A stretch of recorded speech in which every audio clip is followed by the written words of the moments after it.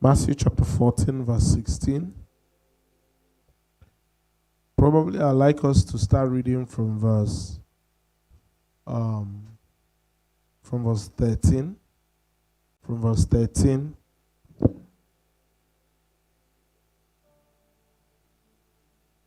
14.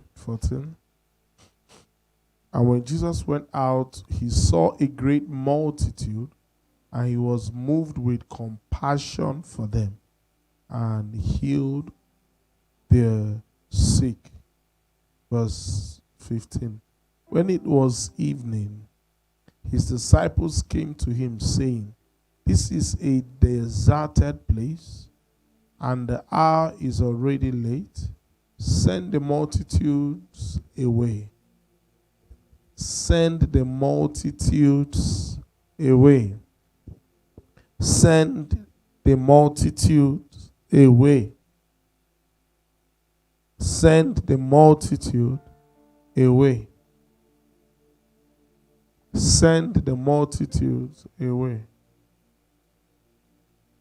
that they may go out into the villages, buy themselves food." Send the multitude away, that they may go into the villages and buy themselves food. When it was evening, I'm reading again, his disciples came to him, saying, "This is a deserted place." Now it's very important you understand the story from verse 14 again. That these were people, from verse 14, these were people that, if you watch from verse 13, they had gathered, and in verse 14, where Jesus went out to sow, he saw this multitude. He was moved with compassion. He had healed them. So he had just finished ministering to them.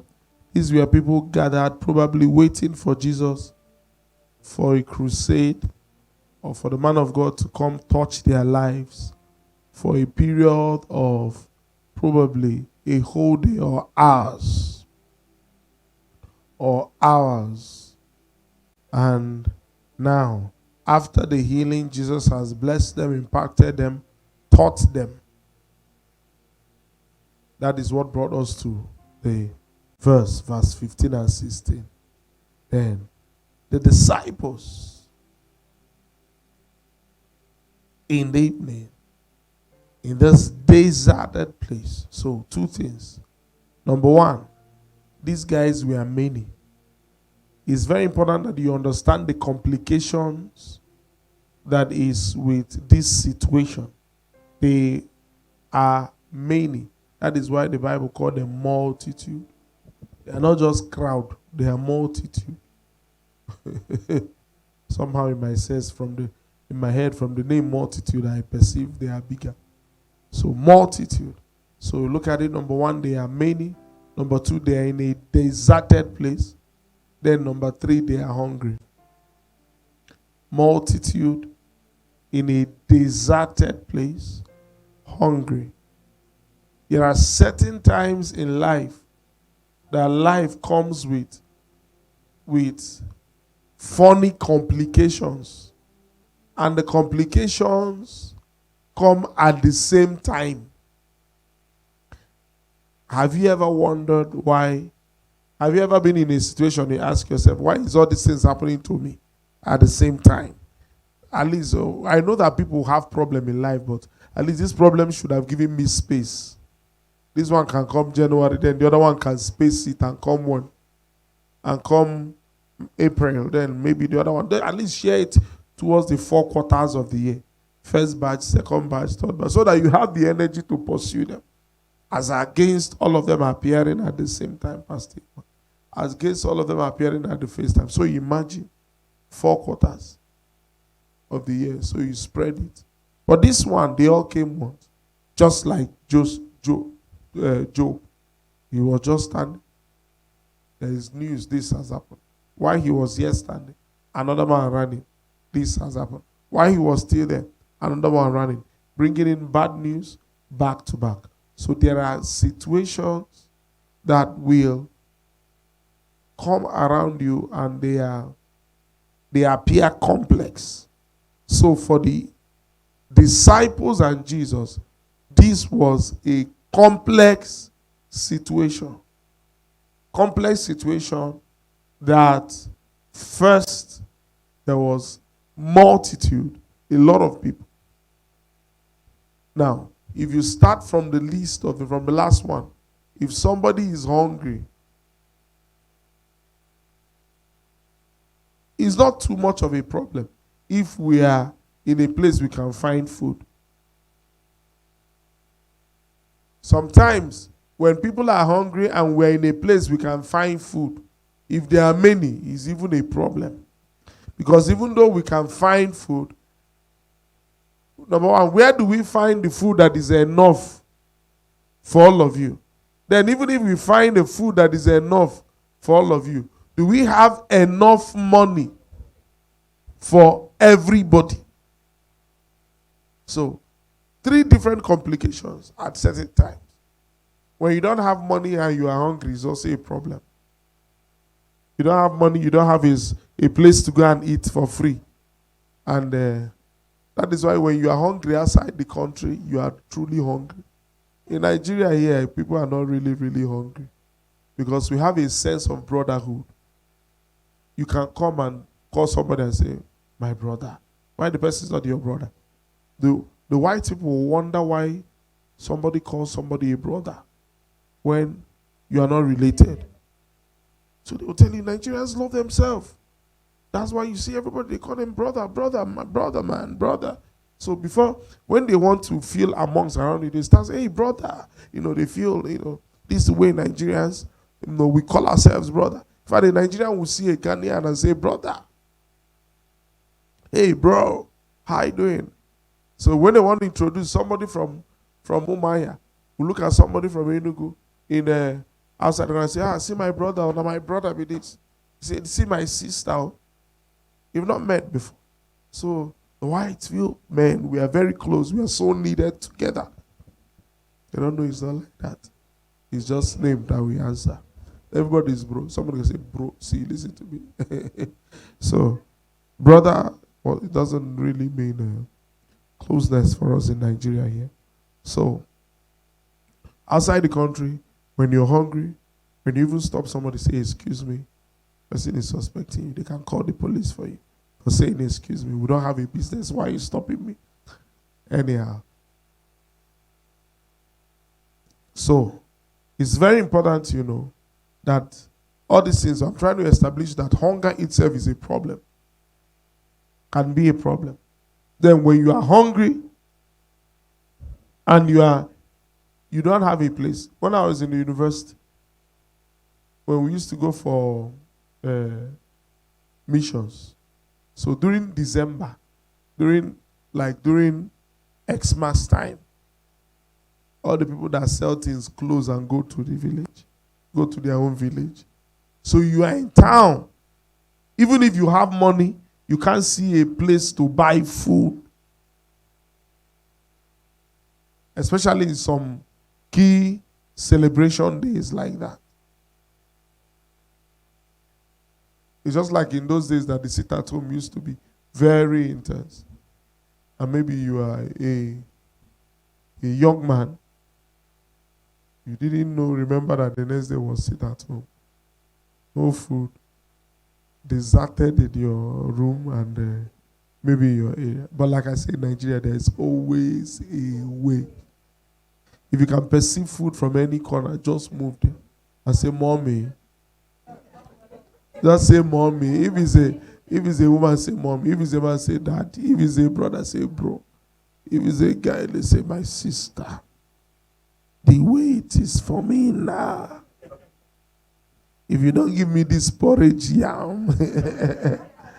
I'm trying to explain the complications that was around Jesus.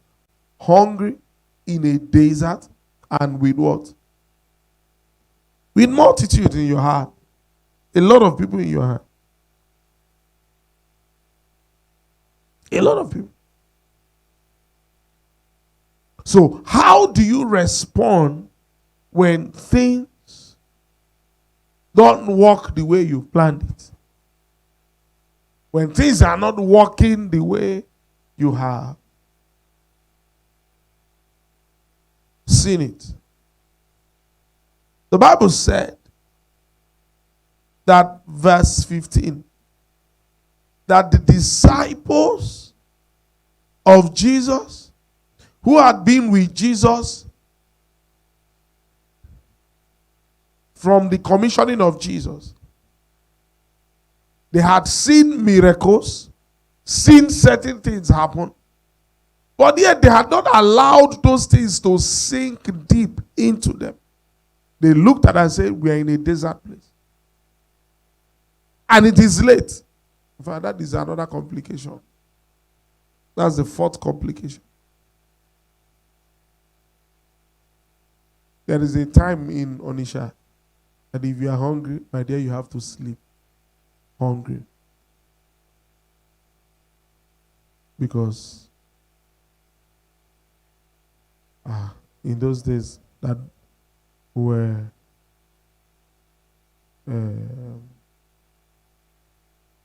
single, the whole city, there used to be only one place. Vera knows that place too. Vera, you say today he came for midweek service. Midweek service. Pastor is using me. So Vera knows that place too. So Imobwe. That's the only place that Onisha doesn't have an amazing nightlife.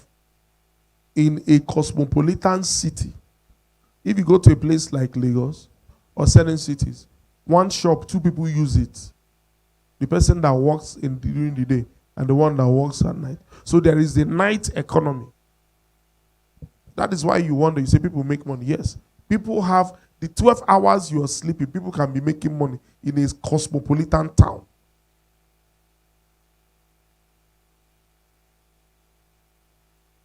And the world doesn't sleep. Any city that is serious does not sleep. You must have a system of making money, affecting the economy, even all through the night.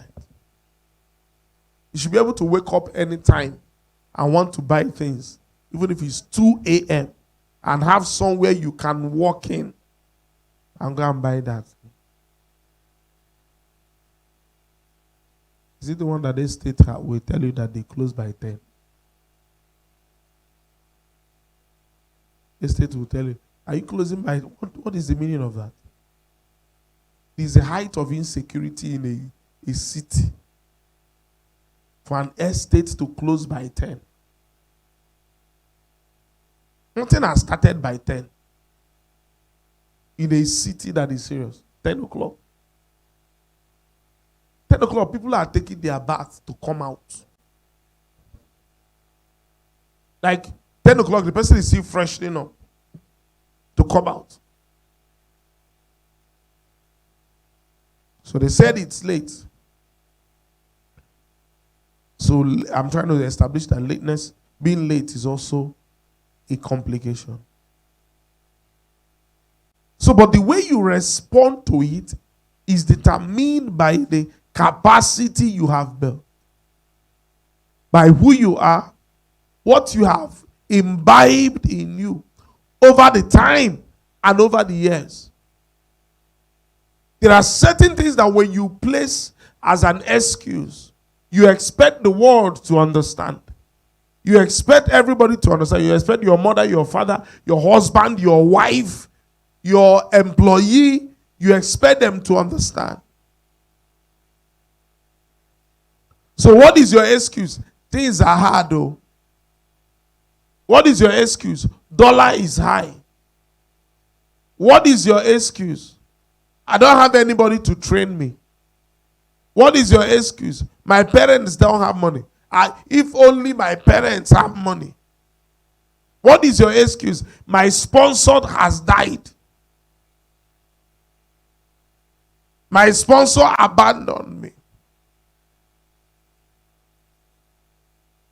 I always tell people, the moment you move your mind from thinking, from saying this thing is not possible, to asking yourself, how can I?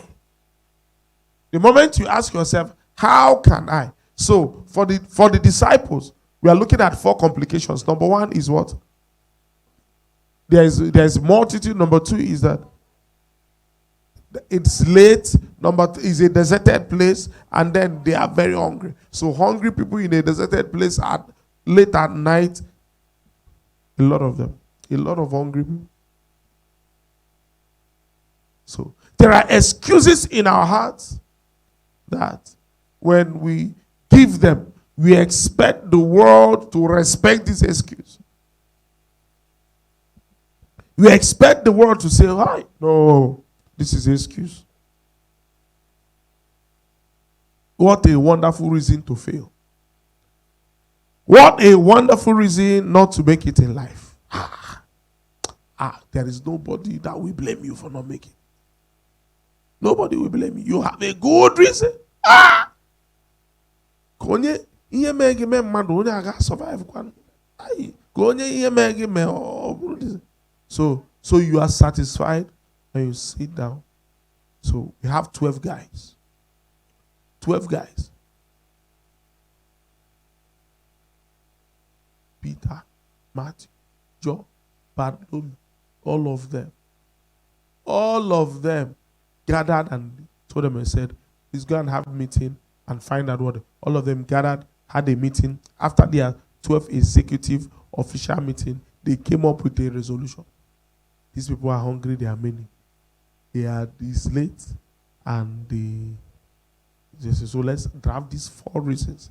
4 reasons we will give to the master." He said, "So what do we do?" He says, "Send them away. Let everybody go where? Into the village to buy food." You already said it's late. And you said you are in a desert. And you are telling them, the multitude, to leave the crusade ground and move into the village. Have you ever created this scene? Have you gone for any retreat? And people are fasting on that Friday of the retreat. And after fasting, there's only one woman frying akara and bread that was available.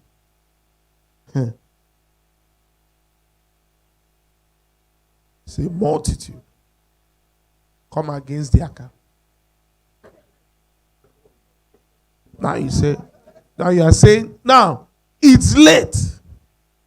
What is the possibility of them even seeing people? Then if they are going to see, they are most likely going to see a limited. So you see, there are people that give solution that they know they won't work.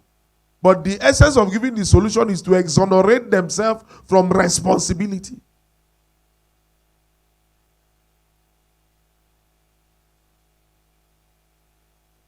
You have on the gen, is not on it. On it, you not.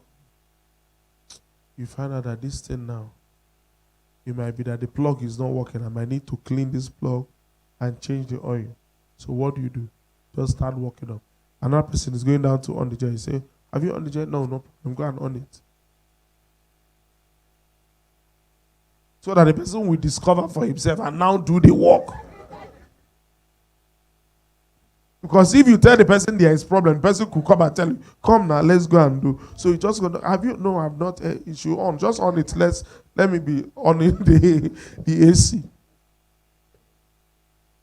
Let me change over." When you call, just so.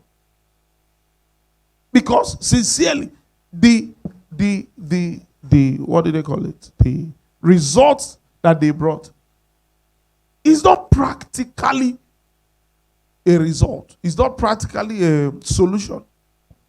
The solution that they provide is not a solution. But they have to just say it so that they exonerate them. That we are confused at this point. What are we going to do? If you say they should be hungry, it will look as though we are not very serious people. Ownership mentality. Ownership mentality. Ownership mentality. It's raining. Your neighbor's clothes, they're outside. They are not my clothes anyway. the same urgency. Because the moment you have an ownership mentality over whatever God, man, has handed over into you, you will find out that you approach those things with a more sense of responsibility and then therefore produce more results.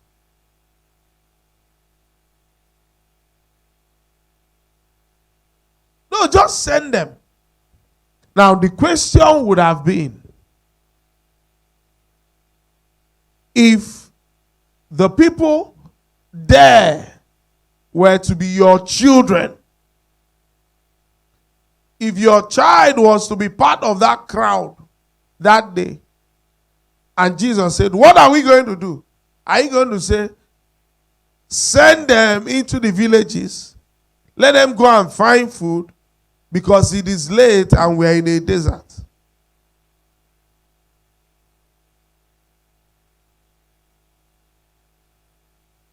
There are certain miracles that cannot happen until you take the jobs and the things that has been handed over to you as though they are your own.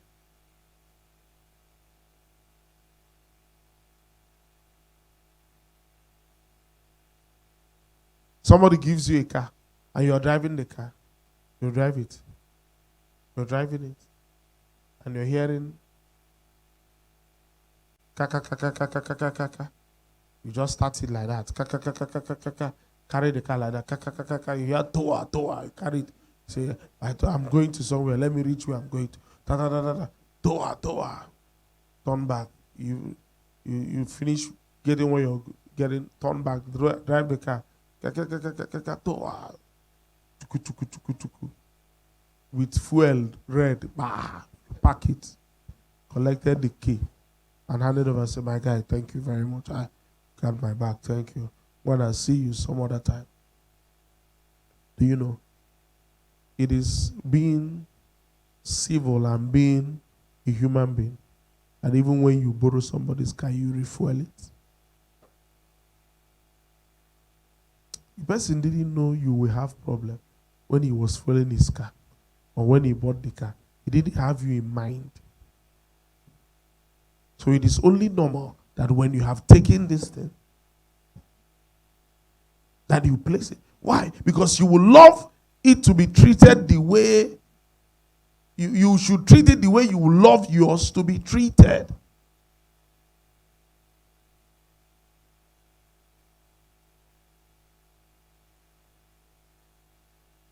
How does somebody go to church toilet? As a man, as a woman, and you use it, and there is water, and you just treat it anyhow and live there, and your conscience allow you enter church, lift up holy hands.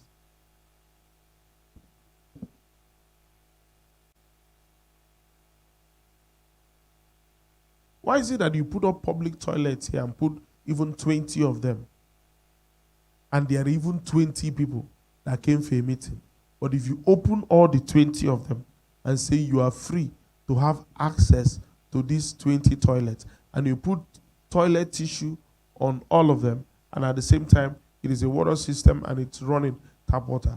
When they are through with their meeting, what it means that one person should own one toilet. When they are through with their meeting, you come out there, you will find it messed up.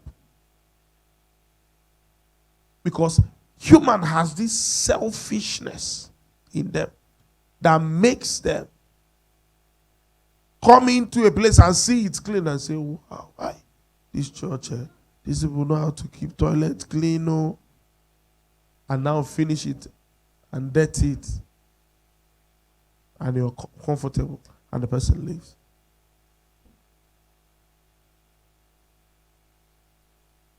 How do you come into a place and it's white rug or carpet and your leg is muddy and you match it,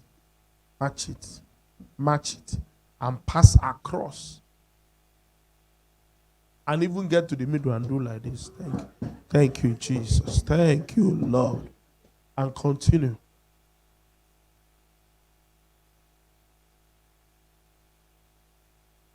Marriages fail because of these simple things. Marriages fail because of this simple thing. A brother cannot urinate and wipe the toilet. You don't understand. You do not understand. You stand to urinate. Ladies sit to urinate. They will sit on that place. You have to make it clean. The Igbo people even gave you the one that you can use and cover so that you can raise it back to allow them sit. You don't understand how to use anyone. You litter the one meant for cover, litter the seat. Simply because, are you epileptic? Can't you stand one place and urinate?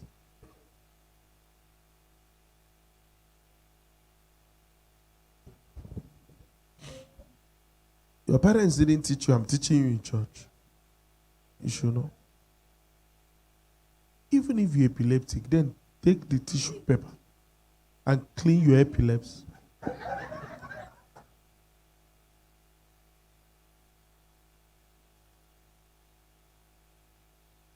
The golden rule.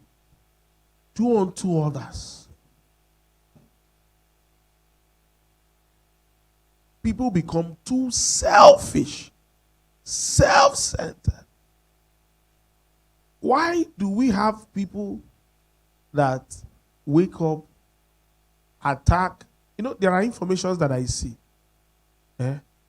Like, for example, I'm not somebody that you spread a false information about somebody, a tarnishing information that will tarnish somebody's image, and I share it. Never. I cannot share it for news. I can't use it for content that I don't have what to say now. I have to pull somebody down in order to have a content. So that people will say I'm a blogger, that I'm viral. Because you've not succeeded before, so you can't even be in the shoe. But if you think about it, a blackmailer leaked somebody's nude. You are sharing it and showing somebody and say, see, have you seen this? Have you seen it? You are helping to propagate the agenda of the blackmailer. And you should have asked yourself, if you were the person in that place, would you love other people to be showing it to other people? And say, look at this. Look at this. Yes, I know the sister got pregnant and she's hiding it. If you were the one that got pregnant and you're hiding it, will you want people to expose it? Why not help her hide it? Somebody called me, and told me and said, does it mean your church you will never give somebody backseat? I say, yes, I will never in my life. I said, I will never try it. I said, I do not understand why I should expose somebody's sin. I don't understand it. I said, will I discipline people? Yes. I will discipline people. I said, but to come out and bring out this person and say, this brother and this sister, they have committed fornication, and we are going to put them at the back. But I said, I will never do it till I die.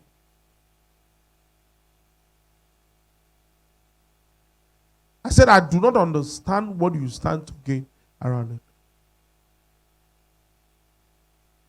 The people that do those things, when it is the time for their own children, they cover it with everything they have. They'll go to every length. That is, even if it would take killing someone to cover it. Find another name for it. Call it youthful exuberance. Why not use that same name for another person and say, here are we, youthful exuberance? Ownership mentality. Ownership. So, the person you're talking ill of, if you were the one owning him or owning her, if she was to be your babe, if she was to be your bobo, if she was to be your husband, if she was to be your wife, if she was to be your own child. This is 2023. There are a lot of immature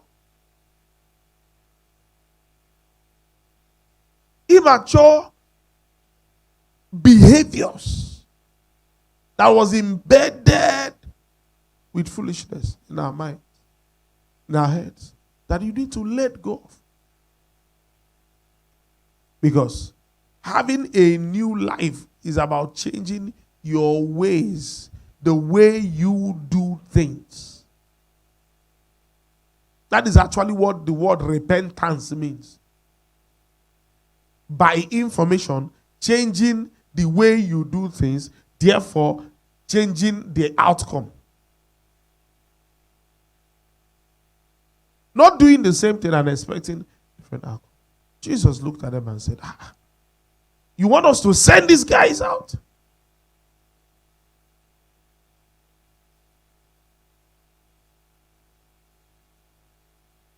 What if it was the 12 disciples that were there alone with Jesus, and Jesus told them and said, it is late. People have to go to the village to go and look for what you eat. You enter the village, go and find if there is something.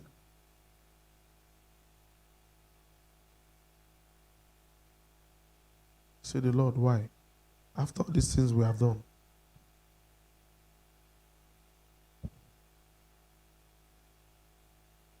So it's a new year.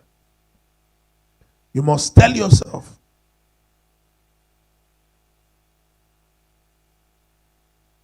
that I must treat other people the way I want to be treated. When you have that ownership, empathy, put yourself in other people's shoes. Put yourself in other people's shoes. We know things are working for you now. Remember when you were hungry.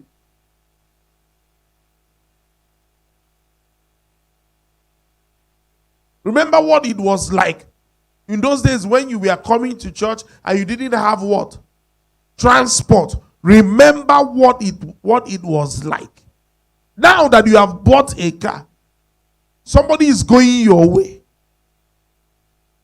You say you went to car wash.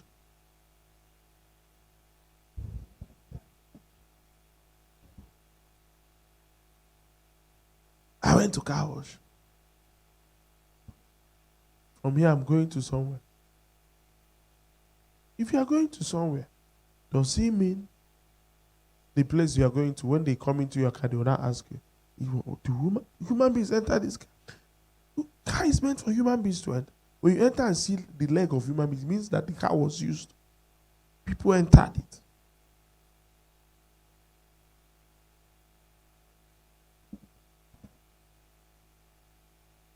It's a new year. Empathy. You must put yourself in the other people's shoe. Like I said again, your capacity determines the way you react. Let me just tell him the way it is in my mind. Your capacity determines the way you react. Just send them away. Your capacity determines the way you react. Jesus said, sit them down. Sit them down. Sit them down. Sit them down. And they sat down. Jesus was so there because Jesus had empowered these guys to solve problems. But they end up creating more problems. You hand over a department into somebody's hand, give a task. The simple task is go downstairs and or probably sweep the church, sweep from this third floor to ground floor. Person is sweeping it. Gets to the second floor, slaps someone.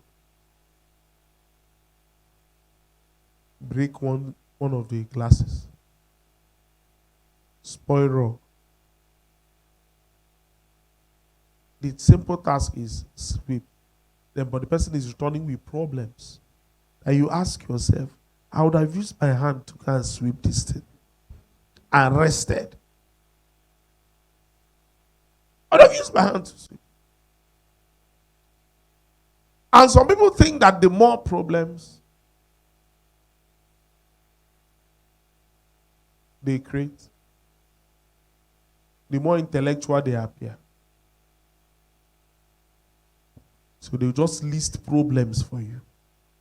List problems.